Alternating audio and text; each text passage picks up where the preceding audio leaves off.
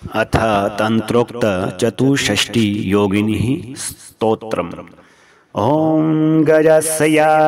सिंहावक्त्रा चांग्रिद्धसया काकतुंडिका उष्टरास्याश्वखरग्रीवा वाराहस्या शिवानना उलूकाक्षी घोरारवा मायूरी शर्वानना कोटराक्षी चाष्टावक्त्रा कुब्जा च विकटाननां शुशकोद्धरी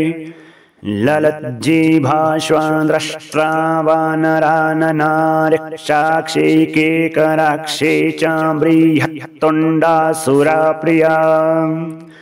कपाला हस्ता रक्ताक्षी च शुकेशयिनी कपोतिकं पाशहस्ता दण्डा हस्ता प्रचण्डा चण्डा विक्रमा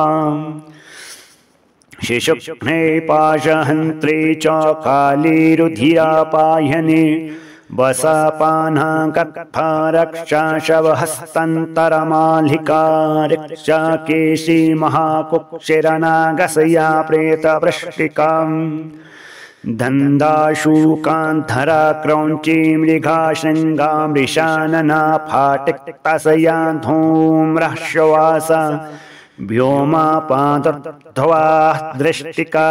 तापिनी शोषणी स्थूला घोणोष्टा कोटरी तथा